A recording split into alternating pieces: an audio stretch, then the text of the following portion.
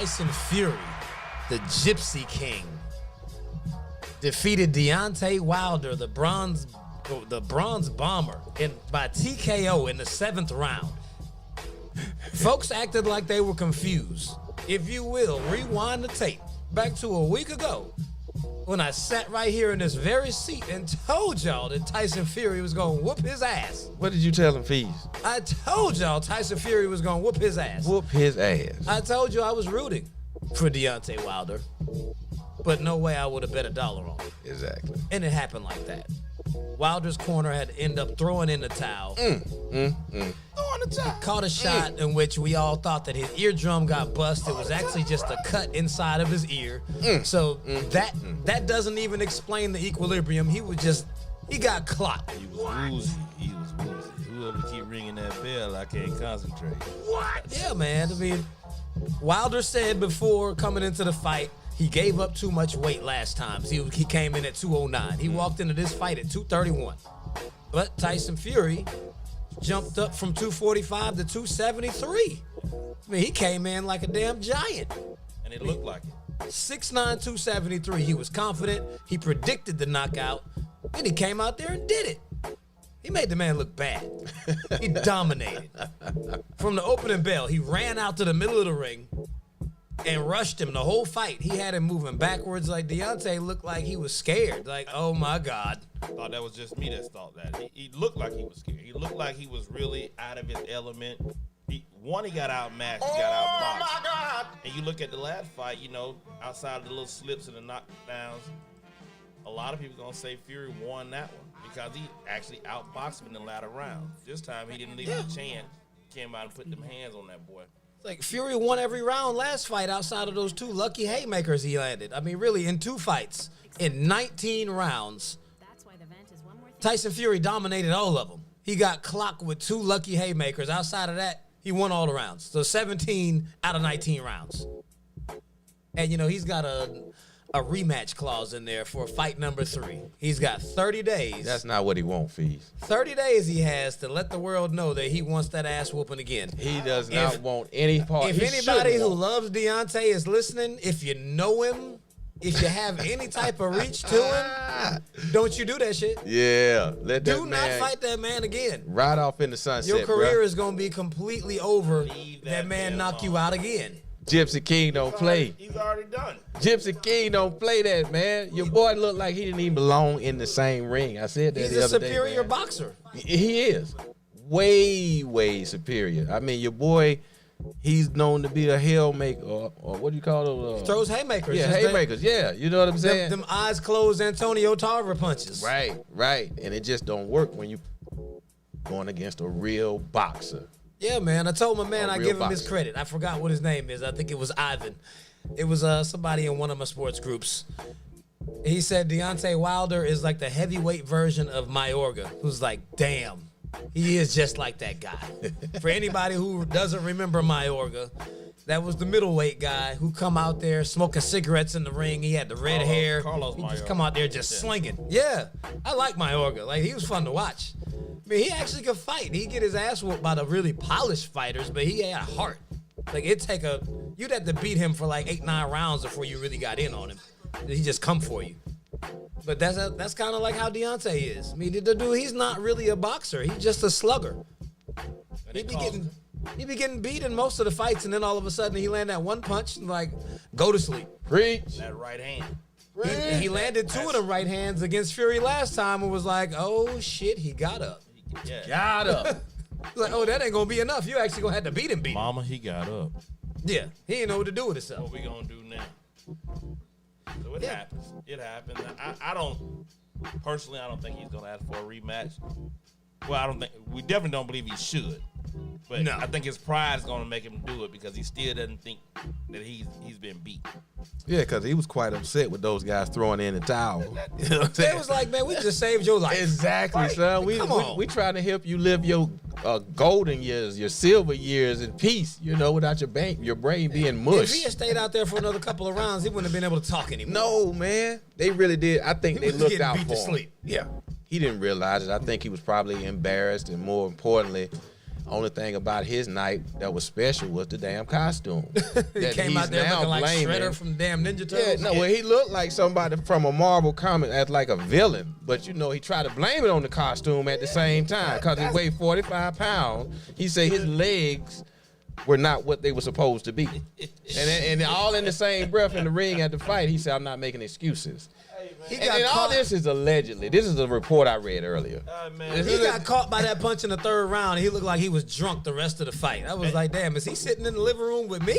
And so I said the same thing. I was like, you know, you watch it, and a lot of times you give boxers credit, right? They try to get their legs back, and it takes them a while to recoup, and then all of a sudden they back to who they were. It didn't seem like he ever recuperated. No, he didn't. Like once he got hit, he was done, and it was like. Well, he was scared of it, and then he actually got caught by it. I mean, Fury came in with all the extra weight. He leaned on him. He pressed him. He's crazy. It's very evident he's crazy because the man got into a clinch and licked his blood. Hey, man. Listen. Yeah. That's how you know Wilder was done. Savage. Because any grown man licks your neck. All bets are off. Like, dude, we're not boxing no goddamn more. That's problematic. I'm jacking your ass. Very problematic. Yeah, like, you just licked me. I can't even go back to my kids now. I mean, you let a grown man lick you. That's about as bad as the scene in Baby Boy when Ving Rhames put Jody in a chokehold and licked the top of his head. Kissed his head. It was like my little sweet chocolate bitch. Right. It was like that. You used to fuck little niggas like you. Yeah, exactly. All while you laying back there with my mama. It was really about that bad. Ooh-wee. Like that dude was like a psychopath, man. But then, like when he actually saw it coming, like it got way worse, even by the numbers. If you didn't see the fight, you could look at the numbers and tell where it turned. It was after the third round where he clocked him behind the ear. All of a sudden, his activity went up, like it skyrocketed. Yeah. Like first 3 rounds, he had 26 punches, 27, 36. Rounds 4, 5, 6. 44, 56, 58. Like, he started letting them hands fly. Yeah, he did, man. He's like, oh, this dude is done. I'm coming for it. Now, was it me or the first knockdown? Did it look like he really hit him flush to you guys? Like it didn't. It wasn't that he got him flush. Like it's where he hit him. Yeah. He caught him, like, right behind his ear. When you first saw it, that was your mindset. Like, no, that wasn't a real hit. Yeah. So I didn't think, like, to your point, it didn't appear that it should have hurt him as bad as it did. But his productivity slowed down. Yep. Fury's kept going, and you could just see it like this guy never bounced back. His but middle at ear. 273 pounds, those punches are coming in like those hands are heavy like George Foreman's used to be. It didn't give him a chance to recover. Like, you remember when George Foreman knocked out Michael Moore, it looked like it was a nothing punch. He hit him with just like, poof, out. He didn't really swing that hard. His arms are heavy. Straight Donkey Kong the man. Boom. It hurts worse than what it looks like. Like, that's a big dude. I mean, Wilder really didn't look like he was carrying that weight comfortably. I mean, he looked in great shape, but he wasn't moving like he was. Man, I know. That weight was on him. I saw him in the dressing room, right? Laid up all on his girl, you know, playing in each other's hair, all that stuff, man. I'm like, what in the world is this guy doing, man?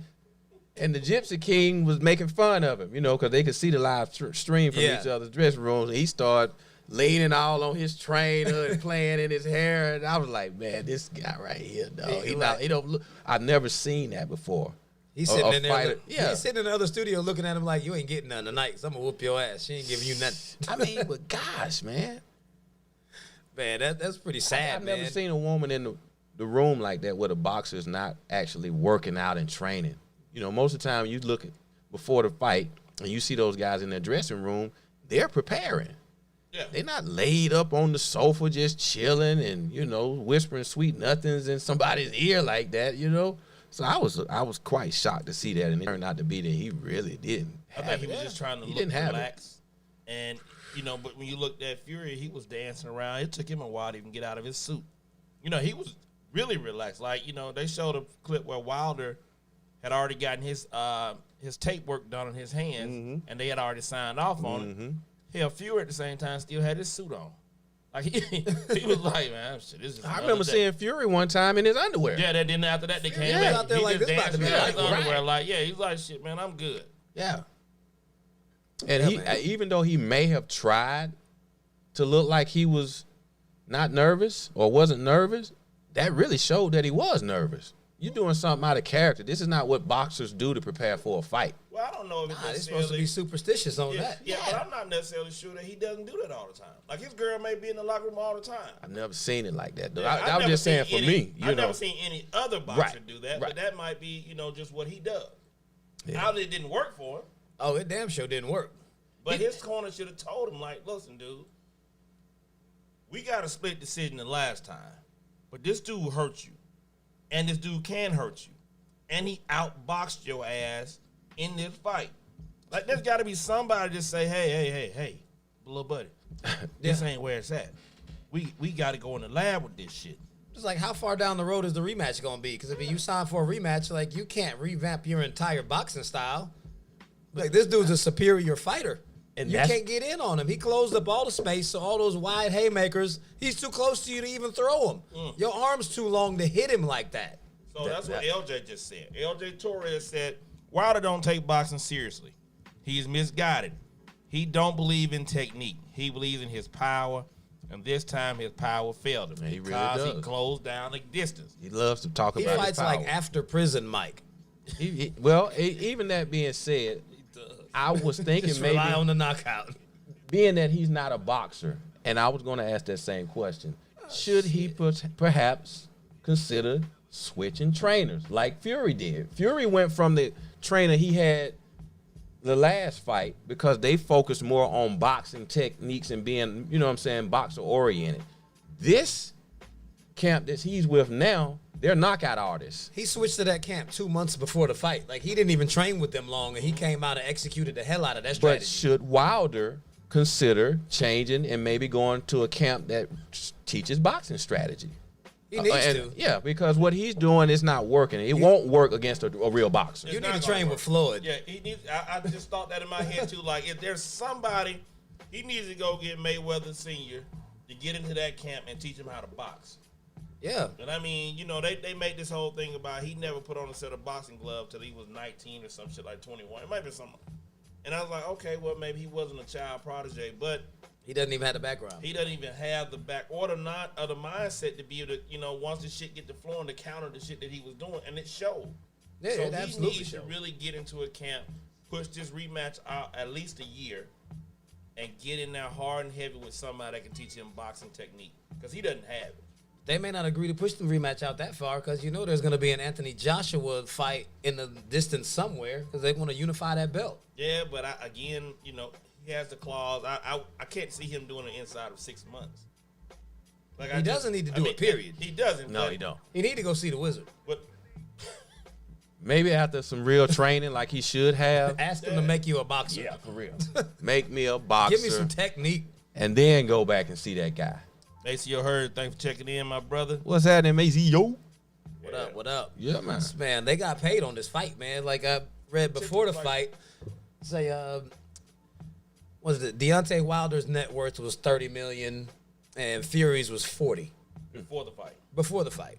They had a 50-50 split purse. They both got 28 mil guaranteed. Right. Say after the pay-per-view comes in, they both stand to come out with about 40. I mean, both of them doubled their net worth on this fight. Yeah. So Biggest they fight. absolutely is going to get paid again. But on the rematch, it's 60-40 in favor of Fury. Whoever Of the course. winner was, right? Of course. Yeah. That's right.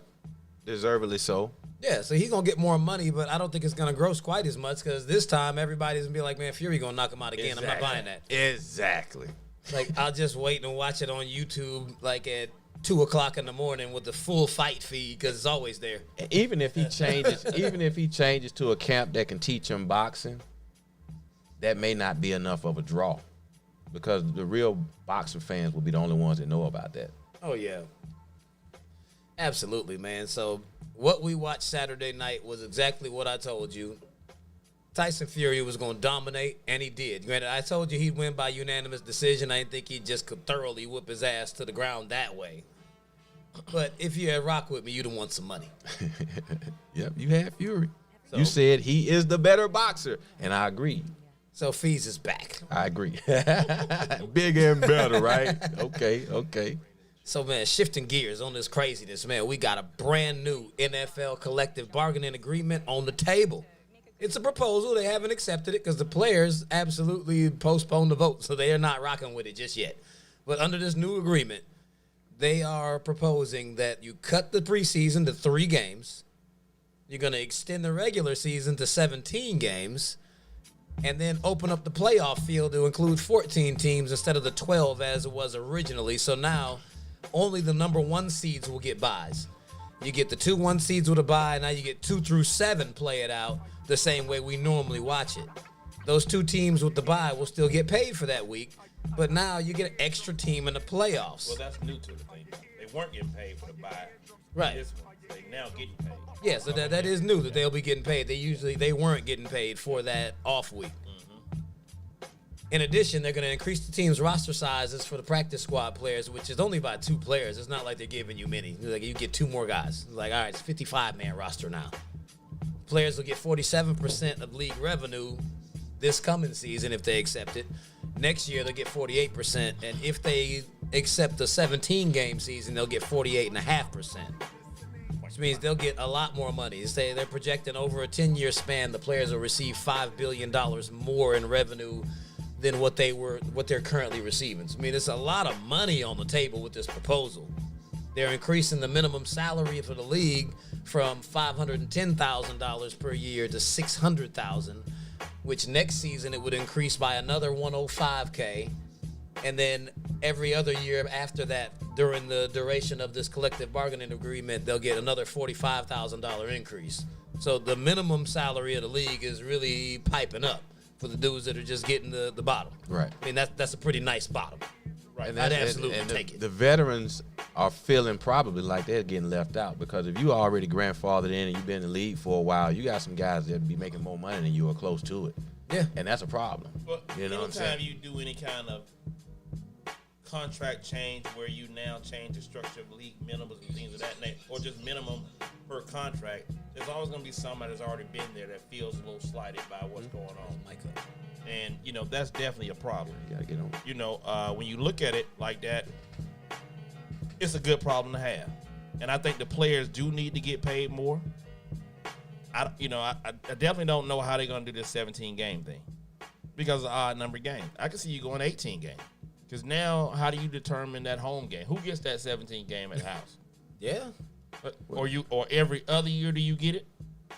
Like this year, you might have to play your 17 game on the road, or you're gonna have an uneven home and away game. What they're proposing is you have a neutral game, whether it's overseas somewhere or that's at a different venue that the NFL normally doesn't play at. But that's 64 fucking games. Well, I'm just saying that's what they're proposing for the 17th game. One of those games. Okay. Yeah. But either way, yeah. I mean, I guess if you want to try to expand the market, like say the Falcons are playing Birmingham one weekend, and we play the Saints in Birmingham, or it have to be somebody non-conference. So you get somebody like that in an off market. Maybe it'll work. Maybe it'll help expand the reach of the NFL and but do you it. know how they like to do. They'll mess around and try to make everybody play an extra game in Wembley. They love to go to London. Yeah, well, players the Falcons hate it, overseas but they this year. I mean, Carolina had it last year. Yep. Falcons got it this year, I believe, coming up. One of their games is away, overseas. So that's a logistical nightmare. And then from a fan point of view, you watching the game either early in the morning. Or 9:30 in the morning. West sucks. Coast, 6:30 a.m. game. Ain't nobody getting up to watch that. That sucks. And not only that, the records. The NFL records that have been set, you giving guys more of an opportunity to break those long-standing records for sacks and yardage thrown and so forth. It'll start a whole new era of the game. If you go to a 17-game season, you have to freeze the record books and start all over. That's why it's got to start fresh from this season. A new era will begin. I'm not crediting you for breaking a rushing or a passing record when you had a whole extra game, because there's a lot of people who came very close to catching these records. If they had an extra game, they would have broke them. Correct. That's ridiculous. Outside of just breaking the records, it's going to be a new standard for making the playoffs. We got a whole new set of records now. It's 13-3 is good. Is 13-4 good? No. Right. Yeah. Now you get a team win 15 games, but it's 15-2. It's not 15-1. It's all different. It changes the face of everything. It's easier to make the playoffs because now you're getting 7 teams in. So instead of just the 2 teams that normally get the bye plus the other 4, so you had 2 wild cards. Now you've essentially added a 3rd wild card team. It's with that setup, Pittsburgh would have made the playoffs last year. Right. And the Rams would have made it. I mean, in the NFC West would have got 3 teams in if they had expanded. I mean, it would change a lot. It would definitely devalue just making the playoffs. I think you're right in that sense. From a fan perspective, it gives my team an extra shot at getting into the playoff. You know, if you got one of those fringe teams that, you know, hey, we may be just there on the border, right? And we still get in, and now we get a shot, we get a run at it. From a player perspective, you know, these kids get, you know, hey, I got into the playoffs. So now you say, hey, a playoff team, you know, you're a 3-4 year playoff team because you got to expand the roster. You didn't get left out. And there are some good teams out there that get left out each and every year. Yeah. But that's part of the rules. That's the game. Tough luck. Yeah. Do better. Win one more game. Yeah. So, you know, from that perspective, I think the players are going to look at it like, you know, shit, y'all really ain't doing us no favors. You know, because if you're a fringe guy, you probably won't win the Super Bowl any damn way. So you are where you are. Yeah, but in the comments section, Derek Kubash jumped in and said they should consider Canada because the logistics would work way better. Which I think the logistics of the playing would actually work 1,000 times better to have a game or two in Canada, but I don't think the CFL would be cool with that. Yeah. Well, shit, do you think about if the Falcons had to go to Montreal? That's like, I mean, that's not a easy, I mean, yeah, because they're next door, but it's still a logistical nightmare. It's nowhere near as bad as going to London. No, it's not. It's not. And most of the players not with it either. You know, they're not with the travels, and they want to stay close here in the stateside. It's cold out there. You go play them Canada games. Say, you play a game in Montreal in an open air stadium. Ain't nobody signing up for that shit unless you Green Bay. Like crazy. Who's signing up for that shit? Who wants to do that? The Bills. And then they damn near in Canada anyway. They're doing it cold anyway. weather teams, right? I mean, they basically in Toronto. They're with it. So from a player perspective, you know, just the injury point of it, adding that extra game, and you say, yeah, we're going to minimize or reduce the preseason. But now that's one more game that a veteran like a Julio Jones could have sat out, got relaxed, you know, stayed healthy. Now he got to go out there and put his body on the line for that extra paycheck. A lot of players are not. That schedule sounds like death to running backs. And so my next thing is this. Where you were getting paid for 16 games, now your check's getting reduced because now you got an extra game in that. So now you got to play an extra game, and my salary didn't go up by the game. That's right. You still got that per year thing. So now I got to go out here and play, and my game check on Tuesday is going to be a few little thousand cheaper each and every week now. But they're getting raises, though. Again, if they accept it. If they accept it, but that's the only vets. The vets still that's league lose minimum. out. That's league minimum, and there's a very few guys that are below league minimum, or making just league minimum on that. You know? Did you guys? Who made the point? Or I might have heard it wrong. I thought for the 17th game they were getting like 250. That was the max. Oh, I didn't see that anywhere. 250,000 per player. Right. No, they ain't doing that shit. That would be awesome for some players, and some of them will be getting shorted. Well, maybe I said it wrong. Not for everybody, but most of the veteran players that have the bigger contracts, they won't lose. They'll lose out on their salary in the 17th game if it's maxed out at 250. So if you're making like $500,000 or $600,000 every game, you maxed out at 250. You missing. Well, we're gonna have to cut you short on that. It's right. 8:24 p.m. Exactly.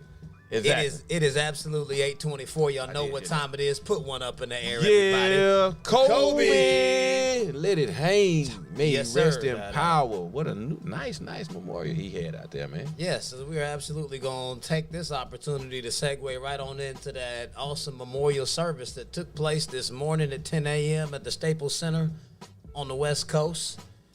Man, it doesn't get easier. Every time you watch any memorial tribute or anything of such for Kobe, it really just like it chokes you up. I can't hardly watch. That's right. We watch Beyonce sing, we watch Alisa sing, we watch Mike talk. I mean, like he got real emotional. You talked about the he's about to have new crying Jordan memes. Right. For the next 3 years. For a lot of folks that didn't follow Kobe that way, didn't really understand how close Kobe and Mike actually were. Like he felt like he was that man's big brother.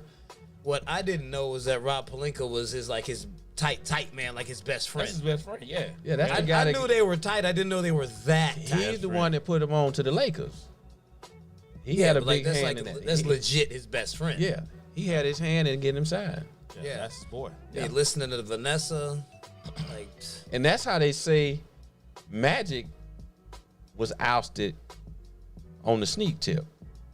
Because Kobe boy is Pelinka. yeah. And Pelinka Magic, they going with what Kobe say.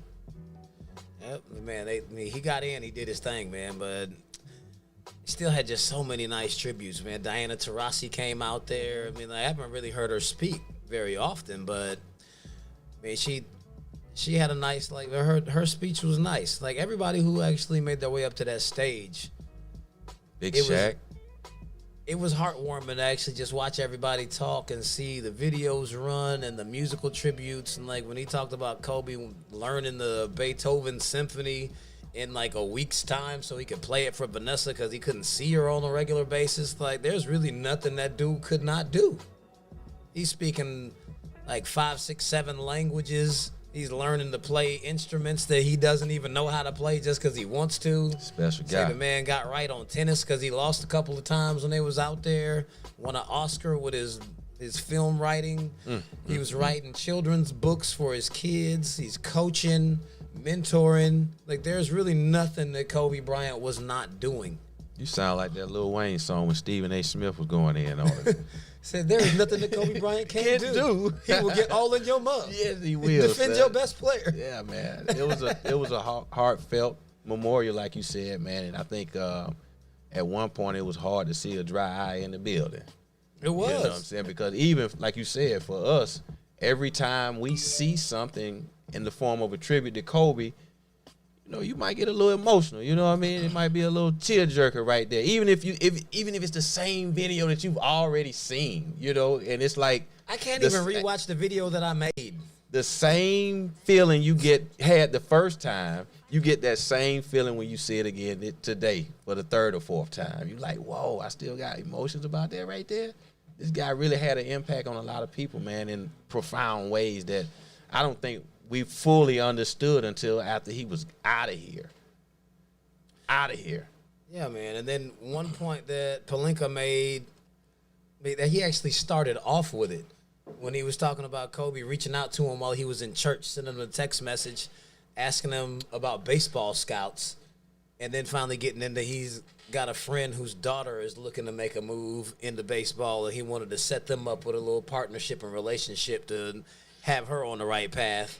And then segue that conversation on in to say that he was sending those text messages while he was on the helicopter when the crash happened. And it was for the coach from, what was it, Orange Coast College? I think that was the name of the school. Is he like the coach? Like the coach and then one of his daughters was on board with him. Yeah, the baseball And he guy. was Antebellum. he was lobbying to set his daughter up, which the one that he was looking to set up actually was not on the helicopter. Okay. So I'm pretty sure that she's still going to get that connection that he was looking to. Because, I mean, that's one of his last, I can say one of, that was like really his last wish. His last request before he went down was to hook up somebody else. He's out there looking out for friends. Trying to put more people on. That's what he did, man. He'll always be remembered for that. I think that's why he's so well missed, because he did so much for so many people. And we'll never know the masses that he reached that don't make the news. Like Mike said, hey, man, this dude was calling me at 3 a.m, asking me about post-up moves. Yeah. You know, this was my 12-year-old. Yeah, like a real annoying type little brother, you know. But you know, he said this over time. He realized this guy was real and serious with it.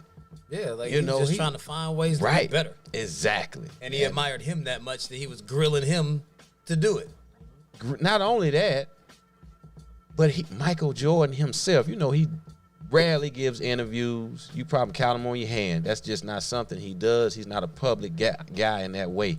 Nope. And he came out in tears on that stage and said Kobe really made him want to be a better big brother. You know, in the midst of feeling like he was feeling about Kobe being pestering and wanting to improve, Mike didn't see it that way at the time. But over time, he grew to understand that this guy's really looking up to me to help him, you know what I'm saying, so he can be the best basketball player possible that he can be. And he said he forced my hand to be a better Michael Jordan. Yeah. It's just a testament that you look at a person and you think about the drive that he had, and everybody talked about, you know, everything that he himself wanted for himself, but what he wanted for others. You know, and so it wasn't a selfish type of individual. He always wanted to look out for people around him and you know, and kind of instill that Mamba mentality within them. It was obvious that he instilled it into his daughter Gigi, you know, and then, you know, how the coach at UConn talked about how she kind of, I'm good with the Oregon Ducks team when they actually take a picture with her. You know, it's that type of passive aggressiveness that, you know, you only got from Kobe. You know, talked about her knocking down a little girl and then stepping over the girl that grabbed her. Like, you know, hey, that's her daddy. Like, that's all manifesting into this little girl who was wanting to change the WNBA to where her dad had an impact on the NBA. So you have to look at that, you know, and a lot of people everybody that spoke kind of talked about how Kobe changed their lives. People don't know Tracy McGrady, when he was first came into the league, they were both teenagers. Yeah. He would go out and work out with Kobe in the summertime and stay at Kobe's house. He credited Kobe for giving him that fire. You know, it's kind of like, as these little, you know, tributes, you know, continue over the next week, and I'm pretty sure people will continue to come out and say how he impacted them. And it just shows, like Mike said, he has a wide range of impact across the board, and not just from basketball. So that's shouts out to a legend. You see it everywhere. Yep. I mean, just like a couple of weeks ago, or like right after it happened, I mean, you saw Neymar doing a tribute. You saw Ovechkin tribute. You saw, Novak Djokovic won the Australian Open, and he had a 24-8 on his jacket, talking about Kobe was his mentor. Alex Rodriguez came out and said he was like his secret coach mentor. Like, he's spanned across so much stuff. And one thing I've been talking to folks about, all the videos that have been coming out, like the interviews. I mean, like, I really assumed that I'd seen every single Kobe video that there is to see. I mean, I'll go on benders sometime and just go through YouTube and be like, oh, I haven't seen that. Like, gotta watch it. Like, I swear I've seen every highlight video, every interview, everything that is on tape that Kobe had. I swear I swore I had seen it. You got a problem. Until after the fact. Ain't nobody asked you that. Until after the fact now, I've seen like 50,000 new interviews. I'm like, where has this footage been?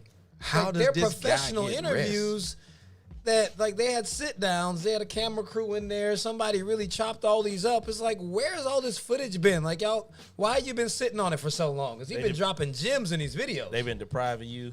They have. I should have seen them all. There it is. But you're probably in a situation like that. You have people submit what they've had over the years to help build that collage and that big type. And they're not like cell phone videos. These are like professional, like, okay, CBS is coming today. But that's what happens when you're an icon. Cameras are always going to be where you are. No matter what kind of camera it is, you will always, somebody's taking pictures and video and you doing something because he's Kobe. You know what I'm saying? He transcended just your average type entertainer. This guy was fucking NBA. He was the face of the league. One thing I've always wanted to know, which now I'll never, ever know since he's not here. I know that him and Mike played many a one-on-one games, and we never heard about the outcomes, the fact that they actually played, how it went down. I know they played.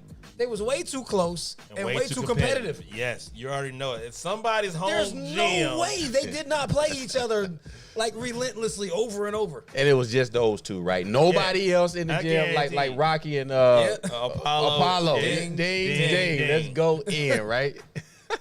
I guarantee it's probably like that. Or Mike's kids, you know, the son probably was like, you know, hey, somebody got to live to tell the story. Yeah, somebody saw it.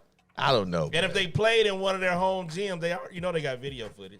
It's out there. One of those 2K commercials when Mike was on there talking about who he would want to play in their prime. And he named off about 15 players.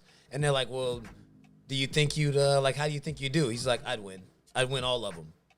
I beat everybody except for maybe Kobe because he stole all my moves. He couldn't even honestly say that he would beat him, which leads me to believe that they played and Kobe gave him work. And he's like, well, yeah, like he beat me. He's not humble. Shit, he's not gonna say somebody could beat him unless it happened. He Jordan 4.0. Mike is not humble at all. For him to have to backtrack his statement and be like, well, yeah, everybody except Kobe. Michael fouled every play to stop Kobe from scoring, right? Oh, I'm pretty sure he fouled the shit out. That was a physical. Yes, it was a physical ass game. Griminess at his finest. And you know, like he's like, dude, you're not finna beat me. Between two of the greats. Yeah. The old torch holder versus the new or the newer version. Yo, we want to thank everybody for joining us tonight here on Petty Sports, brought to you by Kings Broadcasting. We thank you so much for joining.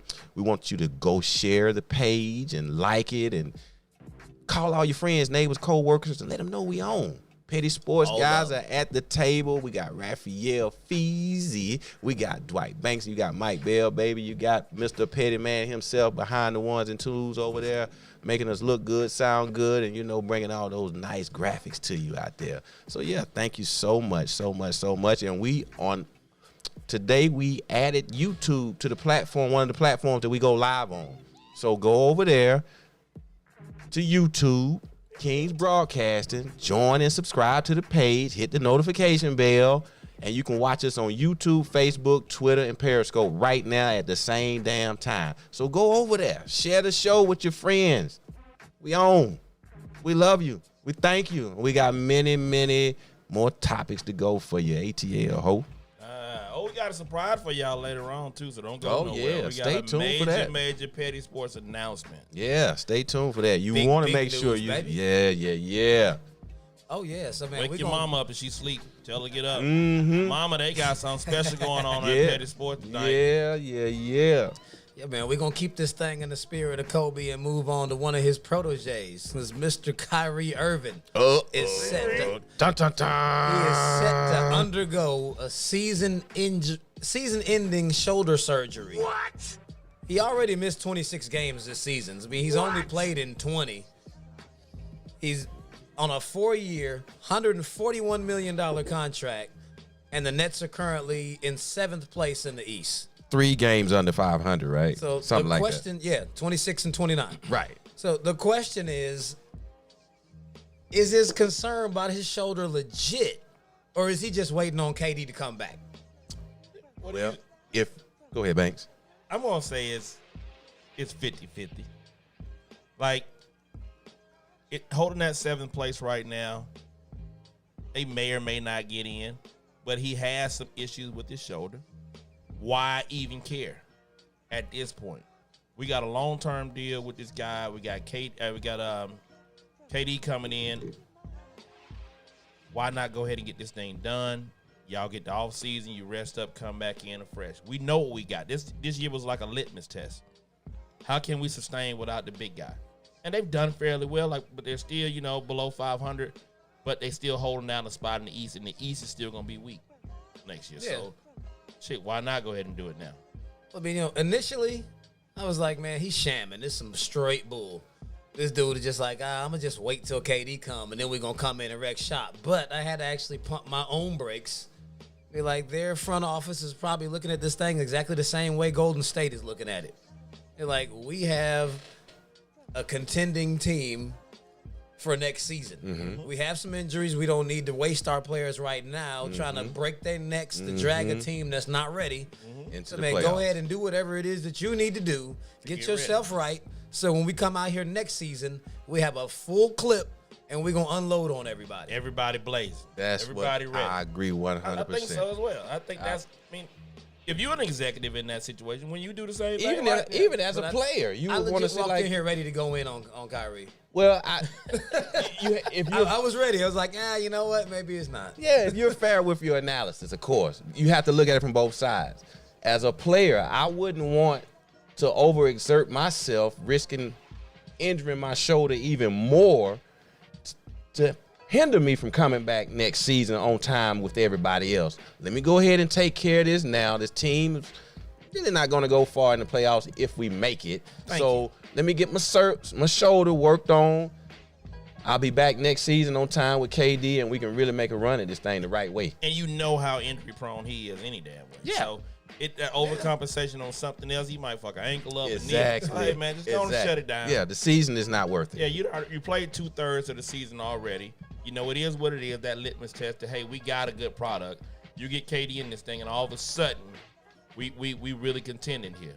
Because it's going to take everybody and their mama to get through Milwaukee next year. Milwaukee and the A-Town, baby. The Heat, you know what I'm saying? Boston. They just brought Atlanta in. You know what I'm talking about? Philly might get it together. You still can't count out Toronto. So the East, I don't see Philly doing it. It's something really wrong maybe not with this Philly. year. Maybe not this year. I promise you, if you look at them on paper, like Philly, championships aren't won on paper, but it's something wrong with Philly. I'm beginning to wonder if it's the coach. I don't. Just the chemistry of players they got out in Philly, like that mix just isn't right. Yeah. Yeah, they dragging the Hawks. They were. They were. They're only Yeah. up by 5 now. Like I said last night, ladies and gentlemen, you cannot count my guys out. They in it to the end. You know what I'm saying? Especially with Trey Ice on deck. You know, He can bring you back real just quick, transpose son. the man's name, call him Ice Trey. Hey, man, it's call him The all. little drunk uncle at the party. You know that Ice Trey, that Trey Ice guy. Ice Trey, Trey Ice Trey shit? TL, all that, son. You out here sounding like 4th round Deontay Wilder. Why the fuck y'all stop the fight? This guy, okay, shots fired. Who the hell is Trey Ice? Hey, man, we know who we talking about out here. We know exactly who we talking about. Oh, man. So, yo, we ain't mad at Kyrie. The consensus says they need to just go ahead and let the man get healthy, let him do his thing, come on back next year and make it happen. But, man, the petty man over there is doing his thing on the mix. He got me in here on the headphones just like, oh, he mixing these tracks in. That thing is riding, man. So we're going to ride this right on back into football because you know that's our favorite topic. Always. It ain't even got to be in season. I'm always ready to talk about the NFL. But what we do have coming up, the NFL Combine. So in the spirit of the Combine, we got questions about the NFL Combine versus actual college football performance. Which is more relevant? Because people have awesome combines and some people have awesome NFL or awesome college careers, and the two don't always mesh together. You get slow 40 times or maybe bad throws or they didn't do a shuttle quick enough or not enough reps on the bench, and all of a sudden the draft stock drops, and then some freakish athlete comes in here and breaks combine records, and all of a sudden they shoot up the draft board and they get picked extra high and they do nothing. Yeah, I mean, he's definitely an example of what we're talking about. So, man, which weighs more? Would you put more stock in the NFL Combine or what they actually did on the college level? Me personally, I don't think. I mean, the Combine is what it is, but to be quite honest, I don't think any coach really needs to see anybody at the fucking Combine. You look at Chase Young, just said he's not even working out at the Combine. They had a pro day. Yeah, you watched his whole career. That's my whole point. Like, I just don't think there's anything that you really getting out of a combine that makes somebody say, oh, my God, you know, this guy here, you know, he scored well on the Wonder League. That don't mean you're going to be a damn good quarterback. It's just the dumbest shit to me. But I get it from the NFL perspective. Now they're trying to even do more coverage this year to try to get the fans involved. And that's all it really is now. It is just something for the fans. One more additional thing during the offseason to get you to say, hey, the NFL's still here. We want to stay in the back of your brain a little bit. I really don't think that the NFL Combine means anything. Like you said, you got a pro day, and everybody's going to be at all these big-time colleges pro day. Now, for the small guys on the fringe schools that get the invite to the Combine, it can, in fact, help them out a little bit because, you know, a lot of these coaches probably won't come down to these smaller schools and do all that. So now it gives you an opportunity to come. So I think the Combine should maybe flip it a little bit to where your big-time SEC guys, your Power 5 team, your FBS teams and all that, maybe y'all don't come, but some of these smaller mid-major or mid-major schools, even some of the D2s, the NAIA schools, you got a couple of kids. Let's get these guys up here and get them an opportunity to get on somebody versus having to go jump from, you know, town to town trying to get a look by a team. I think that'll be a good outlook for the NFL. Yeah, if they brought more of them in, that would be a good look. But I feel like even as times have progressed, they're recognizing these players a lot more. You're seeing a lot more NFL stars coming from very small programs. You never heard of them. Be like, who is that? Like, what school did he go to? Now you get to Googling. Be like, oh, like he went to where? Like North Carolina A&T, then went to Kent State. He went to Howard. It's like, oh, like they getting people from everywhere. It's like, I mean, look, the whole spectrum has changed. They're looking all the way outside the box. Like, it's not just a guarantee that if you went to a major school, you go into the leagues. They're like, hold up, this other dude is better than you. Right. That's right. And the combine can help those guys out. But again, with just technology as a whole. Like, they got footage of all these kids every day in and day out, and they can look at these guys, and they actually got, area scouts and all that just do that. Go out there and look at these kids. People say, hey, you need to watch this kid. He runs because a 4.3 is a 4.3. Yeah. And if you can run it, you got hands, you got hands. What you may find are those fringe players that, hey, this D lineman really got quickness, but he played at a lower level school. How will he stack up against the big boys? That's the stuff that you really don't get a chance to see all the time because they're playing in some of these smaller divisions and things of that nature. Those guys benefit from the combine more than, say, Chase Young would. Man, I think even with some of them, they have to dig a little bit deeper and even see why they ended up at that school. Right. If they're good enough to be on your radar, it's like, man, I might have to go all the way back to high school and be like, how did you land there? Shit, Like, trouble. was it academics? Is it just you got some bad breaks? Did you sustain an injury and then end up going to a smaller school? Was it just straight up politics? There's a lot of things that go into top flight players going to smaller schools. My boy Dante Curry was like that, man. Came out of Middle Georgia, supposed to go to Florida State, got a little trouble, had to go down to JUCO, then came up to Morris Brown, but he ended up in the league. If you got league talent, like you said, why'd you have to go down here to Middle Georgia before you got to Morris Brown? Like, what the hell happened? Then you an NFL caliber type kid. I mean, you saw Cam went to JUCO before he made it to Auburn. Yeah, but won the JUCO national championship and then won a Heisman and a national championship. Him had problems. Oh, but I mean, whatever the case is, it can be problems, it can be academic, whatever it is. There's some reason why you end up playing there. I mean, hell, we watched Randy Moss kill it at Marshall. He was supposed to be playing at damn Florida State, out there with Peter Warwick and Lavernius Coles. There's a lot of kids like that, man. You freakish ass athletes. But that he was still that dude, so he still went to the league and still killed it. Michael Vick went to Virginia because he didn't want to go far from home. Think about, and that wasn't Virginia. He put that school on the map. It wasn't, the time team you'd be like, man, goddamn, we got to go to Vartech to see them. Nah, who's going to see them motherfuckers play? Nobody. Nobody would watch them. Which is like some of the notable players. I mean, like Pat Mahomes. He ran a 4.8 in the 40. I know we sat here and argued about this some weeks ago, maybe a month ago, before the Super Bowl, actually. Yeah, you said Aaron Rodgers was faster than Pat Mahomes. Aaron Rodgers ran a 4.5. But that was goddamn 15 years ago. You said right now Aaron Rodgers is faster than Pat Mahomes. He's still faster than the 4.8. No, I doubt it. I doubt it. That's what I was saying. At the very least, he's running the same speed. I said he's not any faster than Aaron Rodgers. Okay, all right. Listen. There's no way Aaron Rodgers is slower than a 4.8 right now. Shit. He's Rick not. called Father Time. What? But you He think is a quarterback Do now. you think that Aaron Rodgers is maintaining this? Exactly. He dropped off 0.3 of a second from when he came out of college than what he is right now. He's a quarterback, He's mind you. still in shape. Yeah, but he ain't running not like that. Aaron Rodgers can't run a 4.8 right sir. now if he was running downhill sir. with goddamn a dog chasing him. I guarantee you he could. Shit me. I say probably a 5 fees. Man, stop. But right I now, said yeah, 5. I mean, listen, Right he now, ain't in the same.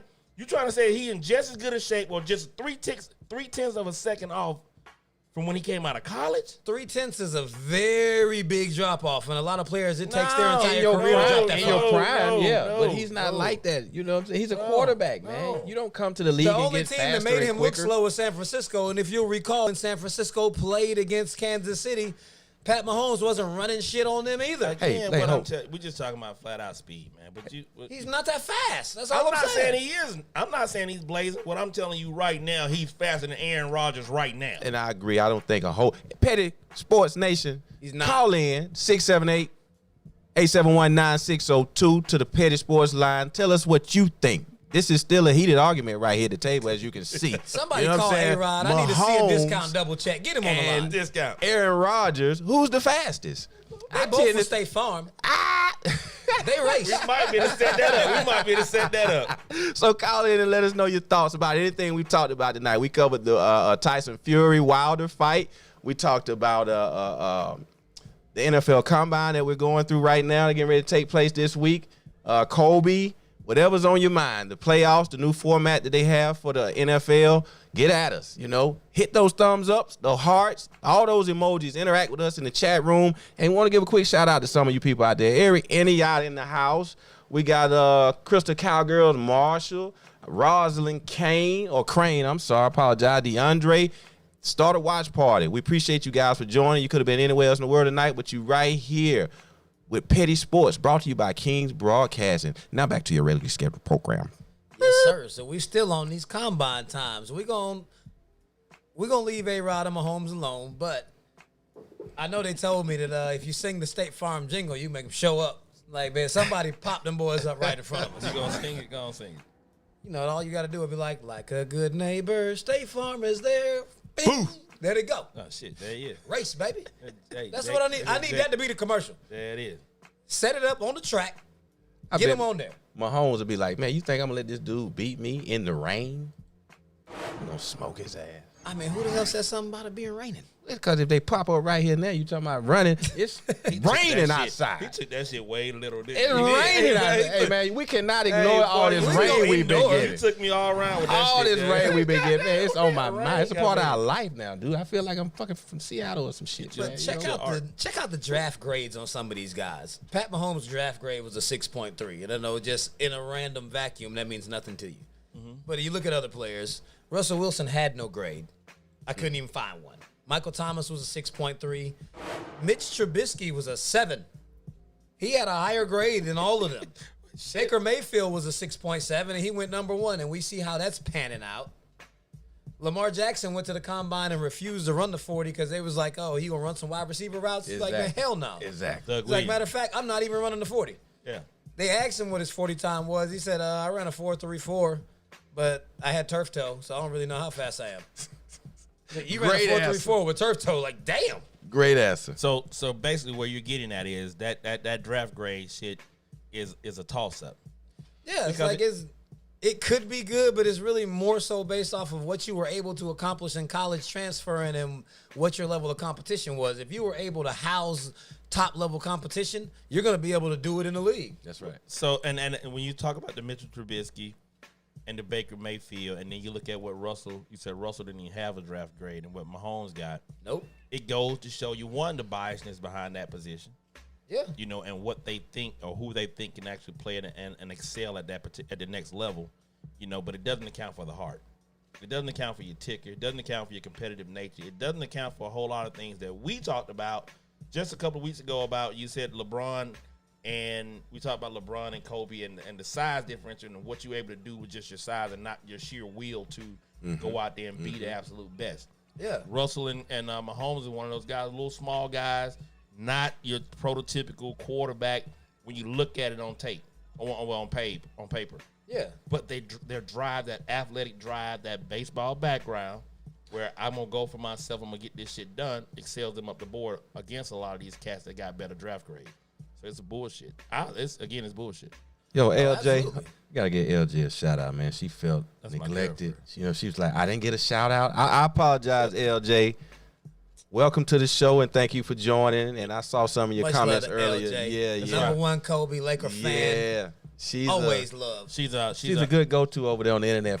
She's my new stat girl. Yeah, stat girl and stat man. That's my new stat girl. Stat man. We're gonna give LJ a remote contract. She's gonna send us the stats in on the weekend. We already talked about it, LJ. We're gonna get you signed up, baby. Yeah, we are. Thank you, George Fountain, for joining. We see you out there. So, thank everybody for joining. Yeah, we're doing our thing, man. Start that watch party. Again. Really? Yeah, Robert Derrick and the Trail checking in, man. Yeah, start that watch party, everybody. Share the show. Call your friend, neighbors, and co-workers. Let them know your boys at it one more time. Call the Petty line or the Petty Sports line, 678-871. 9602. Hey, call in. We've covered a lot. He tried to jump in. Yeah, you about to cut it, man. He hesitated. No, he did like this. He was leaning in to get it to a real nice. He did that hezzy move right there on me. He faked me out, and I'm on his team. Nah, that's because you a ball hog. You gonna let me shoot him now? Yeah. Did you shoot it? Kobe. Did you shoot it? I had to shoot it over you. Oh my God! Friendly fire. Hey.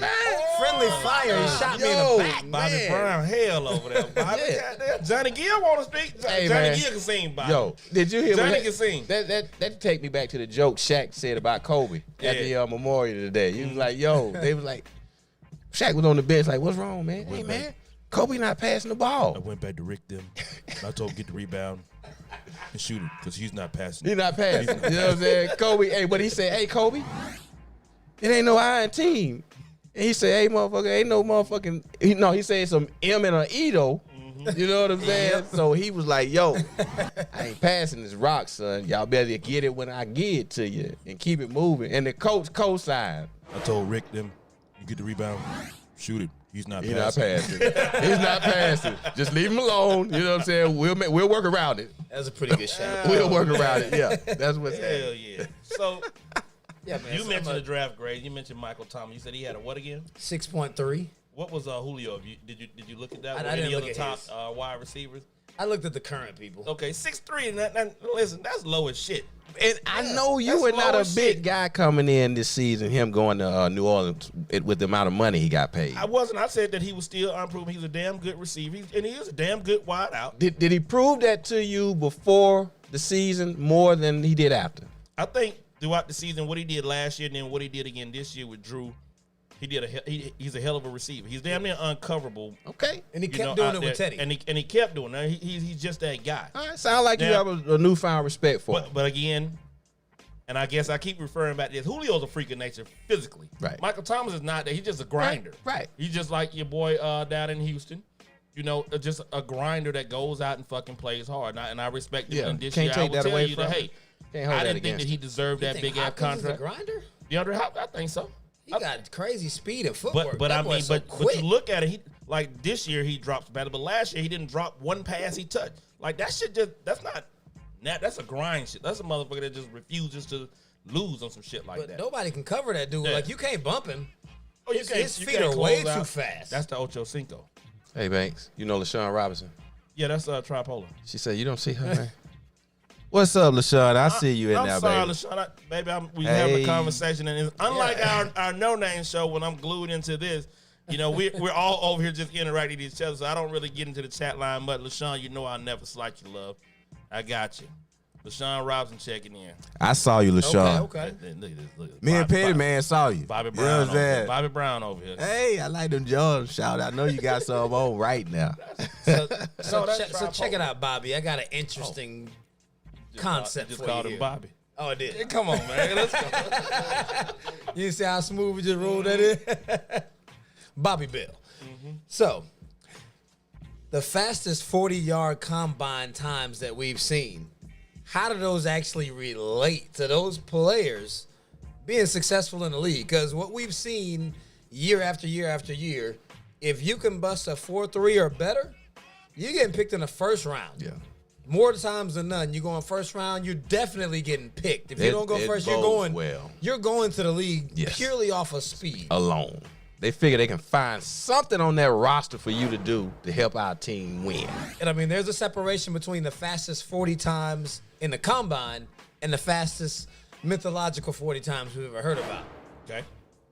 Because I kind of surprised, like I was sitting in here in the chair earlier, just like, you can't be serious. Because I was like, okay, like I remember they said Darryl Green was crazy fast. And I looked him up, and it was like 4.43. I was like, 4.43? Like, that's not that damn fast. I mean, it's fast, but I'm like, hell, I could run that when I was in high school. They said that this man celebrated his 50th birthday by running a 40 and ran a 4.43 at 50. What? Now, That's when he ran it. here it is, though. Darryl Green, at the time he played with the Washington Redskins, he was considered for many years the fastest man in the league. Yeah, that's why I was thrown off by that 4.43 until I actually read between the lines, like, oh, I was tripping. I didn't read the whole thing. Yeah. But you know what they said his actual time was when he got to the Redskins in 86? What was it? A 4.09. That's faster than the Bo Jackson time. Unbelievable. They say Bo ran a 4.13. Darryl Green is a 4.09. And Deion ran a 4. Like Deion said, he ran a 4.2. 4.27. No, I think then he corrected him and said something like a 4.23 or some shit like that. But yeah. Wow. Well, they said there was rumors that it was 4.25, but he ran a 4.27 is what they clocked him with the hand time. Okay. Yeah, I mean, you got, like, just for reference, I know everybody's like, oh, well, how about Mike Vick? He's a 4.33. Mm-hmm. You had Deion, well, we already did Deion. Randy Moss was at a 4.25. Mm-hmm. But, like, you listen to Dennis Green, he came out in an interview and was like, oh, you want to know what a 4.1 looks like? Watch the Dallas game. See, his rookie season, he ran one of them balls up the sideline and just took off on everybody. He said Randy ran a 4.1. But, like, all of these times were hand clocks so nobody can prove them. Ain't really digital time like they have now. Yeah. Yeah, they got those little machines. He just missed the damn dunk. But on the real with these times, I mean, we all know John Ross has the fastest recorded 40 time in combine history at a 4.22. He ran it a couple years ago. And I mean, he's been in and out because of injury, but when he's played, he's blazing, and he actually is. He's doing work when he's healthy. Correct. He just can't keep himself on the field. But right after him, it starts to get interesting. I mean, we know Chris Johnson ran a 4.24, and he balled out at Tennessee, so that definitely it transferred. Then we got Dree Archer, a running back. He ran a 4.24 also. That man played 3 seasons in the NFL. They said 4.26 according to NFL.com. 4.26 for Dree. Oh, that's according to NFL.com. It's like what I had on him is a 4.24. But the man played 3 years. He had 10 carries for 40 yards for his career. He went to Kansas State. But he ranks 3rd all time on the 40-yard dash list. Like, that's just a straight speed bust. You picked him because he was fast as hell, and he couldn't do nothing but run. Then we got Jerome Mathis after him. I got him at a 4.26. Is that what you got there, or you got a different speed? Nah, they don't have him even listed. You don't even have him in there. Yeah. Jerome Mathis ran a 4.26. He played 3 seasons in the NFL and 2 more in the CFL. For his career as a wide receiver, 6 catches for 80 yards. That's a mediocre game. But that's his whole career we talking about. 6 catches for 80 yards. Who drafted him? I don't even know where he went. I didn't bother to write it. It said it wasn't even important. No, like, yeah, whatever. That guy, he's a wash. We got Marquise Goodwin. You just saw him in the Super Bowl with San Francisco. He's a burner. He won the NFL 40-yard dash challenge. He's a gamer. Like, that dude is a baller. So his speed actually transferred because he is a very good wide receiver. He's not one of our top wideouts in the league just yet, but he hasn't been in the league very long at all. Well, you had him at 4.27, right? Yeah. Then we had Stanford Rout. He's a cornerback. Got drafted by Oakland. He put in 7 years, had 258 tackles, 12 picks, and a touchdown. So he did some work. 4.27. He earned his time. You know, right behind him is your boy, Georgia grown Champ Bailey at a 4.28. Hall of Famer. We don't even have to go down his credentials. We all know how good Champ was. Stat, I have to disagree with you on that right there, bro. Disagree with what? What? You had Tyrone Calico, wide receiver from Middle Tennessee at 4.27. Was that a combine time? Yeah, all these are combine times. He wasn't listed. Who the hell is that, though? What year did he run He went to the Raiders. The Raiders are known for drafting burners that do nothing. Yeah, wide receiver. Okay. They picked They've always been like that. Like, they picked up Willie Goat. Yeah, I was about to say Yeah. Willie Goat. Like, shit. Willie Goat was good, though. Straight No, track he guy. wasn't. No, He he was- wasn't. I like The Willie fuck he Goat, man. wasn't. I like it. I mean, Man, Willie Goat as was a football Stonehands. He player? was just fast. you know what? I like And then him they had more. James Jett. Like, they had all these fast-ass dudes that couldn't catch. What did they have that Willie Gout really succeeded in? Skeet Track? track. How they used to do the Pro Bowl? What's the little event Oh, you that they mean the used to? superstars? Yeah, man. Come on, man. Get Nothing. the fuck out of here. This dude just brought the superstars. Hey, man, I go way back with this. Man. So Willie we Gout. also had Jacoby Ford at a Fast as 4.28. So, I mean, we all know Jacoby. He did his thing, so we're not mad at him either. He's had some pretty good years. Jalen Myrick. Does anybody know who that is? Kid that went to Minnesota, but I don't know who the fuck he Yeah, is. and what he's a he did. cornerback. He Yeah. got drafted by Jacksonville. He only had 2 years in the NFL, and Jalen Myrick at a 4.28 is now starting for the DC Defenders. Yes, XFL. That's where he's at.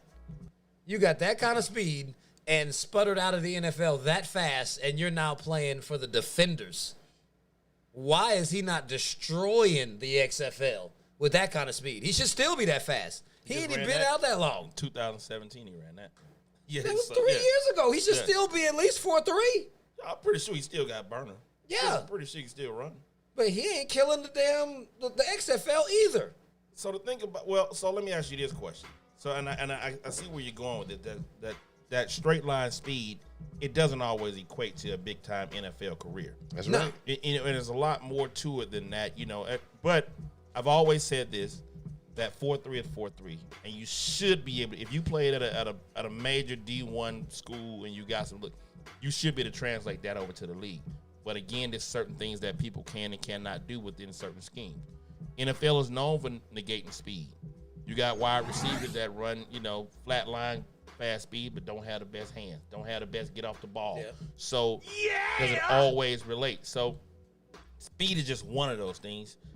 I think it's I don't want to say over-exaggerated trait, but it does come into play. Well, I don't think it's over-exaggerated. What I think is missed in translation is the fact that they're running these 40s in shorts on a track with no pads, no helmet, no gear. Some of these dudes, they can run a 4.3 out there for the combine, but there are not 4.3 runners on a football field with pads on. Some dudes run a 4.5 in a combine, and they still run a 4.5 when you put all the gear on them, and they seem way faster on the field. Mm-hmm. It's like there's a difference in game speed and track speed. It's a huge difference. Yeah, that's why we go back to the original point. For me, I think actually seeing game footage matters more than the combine. You get the polished version of the player at the combines. They've been working with special trainers and all of a sudden, and they're prepping and doing everything right. And during the game footage you watching during the season over the years, you get a better idea of what this guy's about and what he can do, lights, camera, action. So for me, that makes a big, big difference, seeing that game footage as opposed to seeing them in the combines. Some of these guys, you don't really actually know how fast they are, because me and the homies like to call it next man speed. Yeah, next level speed. Shit. No, like next man speed. Like I'm as fast as the dude that's on the field next to me, so you don't know how fast he actually is. Mm-hmm. If you're a 4.3 and I'm a 4.4 and you take off full speed, I'm catching you. And you'd be like, your 40s say that he should leave you. But like, no, this dude is as fast as anybody else on the field when he needs to be. Right. He might have 4.1 speed. You don't know how fast he don't want to lose. He can't do that. Yeah, he running a straight line for a 40. But if you put somebody out in front of him and tell him to catch him, he's way faster because he got that next man speed. Like you said about our boy Trey, almost. Had he had somebody standing in front of him during the 3-point competition, he probably would have won. But just standing there solo, like he was pulling off those racks, he didn't do so well. Yeah, he definitely would have shot better if he had a hand in his face. I think the best example of next man speed would be Dion. At a 4.27, like when you start looking at these other guys' times, you're like, nah, I still feel like Dion's faster than all them because of what you've seen him do. You've seen him run people down. You've seen him high step for 40 yards with people running full speed, and he's looking at them and dancing and waving. It's like, yo, how fast is this dude really? Like, he never actually runs full speed. He does it for like 10 yards, and then he's far ahead of everybody, and now he's coasting and clowning. And you still can't catch him. Yeah, he's still getting separation while he's high stepping. How the hell are you running that fast high stepping? I had a conversation with a guy some time ago about Dion, and they was like, Dion, the best cover cornerback to ever play the game. And I said, not so. I said, what Dion did and what he was able to do is, you watch a lot of times, Dion got beat. But he recovers so quickly while the ball's in the air that he gets there and he breaks up the play. He does this, he does that. There's another side to that. Huh? There's another side to that. Yeah, I mean, but that's part of his game. He let people get open so the quarterback would throw it. Yeah, I mean, that was part of his game, but that was what he did. But he had the speed in his total package allowed him to do so. And that's all I was saying about that. But you got guys, when Reeves was in his prime, wasn't the absolute fastest guy on the field, but position-wise, being able to make these plays, was that covered type of guy. So I use that as an example of what you're saying about his speed. I don't like Reeves on his level. On Dion's level? No. The speed is a separator for them Reeves get away with holding everybody. He's the most handsy corner I've ever seen in my life. He plays the game right. He got away with so much. I mean, you saw when he made his way to New England, he got called for like 100,000 penalties every game because they wasn't letting him do it anymore. Well, and also, his talent level had diminished. His speed wasn't quite what it was, and then He was doing the same thing. Huh? He was doing the same thing. Well, He just wasn't getting away with it anymore. You think the league changed on him, or they just started paying more attention to it? I think they didn't give a damn because he played for the Jets. God damn. God damn. They're like, y'all are going to lose anyway. Shots fired. So they're not really worried about you like that. They let stuff slide when the team is insignificant. I think Reeves was a damn good corner. I think You went to a Super Bowl contender, and they're like, you can't do that. Like you got to play fair now. Yeah. You can't do that. He got called for everything. So in New England, they told him he had to play fair. Yeah, he went over there. It's like, Everybody else can cheat over there, but he had to play fair. he went to a contender, and they're like, you can't hold. That's racist. Shots fired. How is that racist? Because Belichick can cheat, Brady can cheat, but Darrell Reeves can't hold.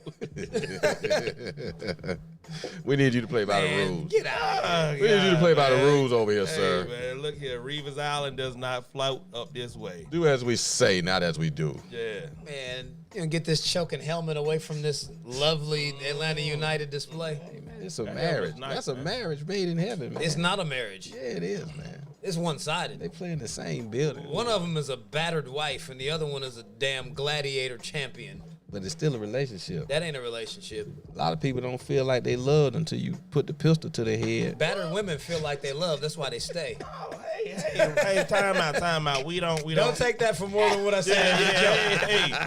Hey, time out.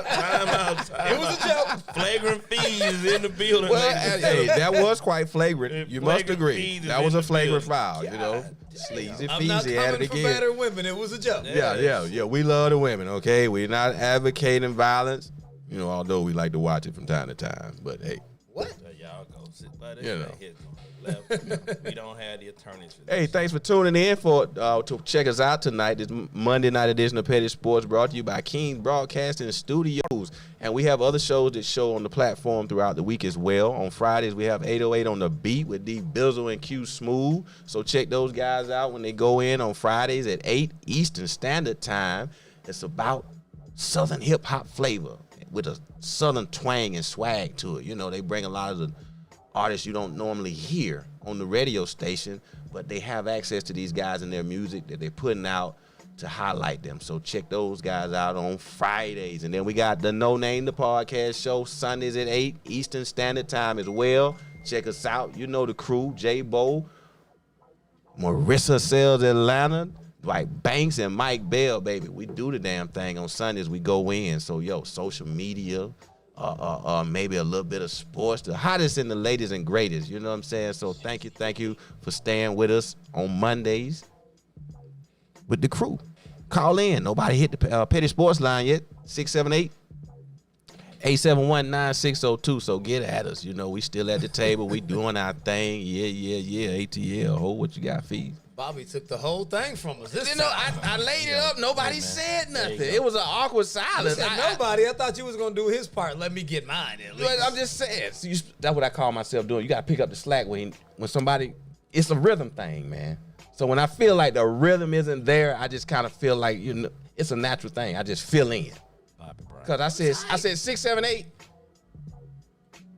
871. Nobody chimed in.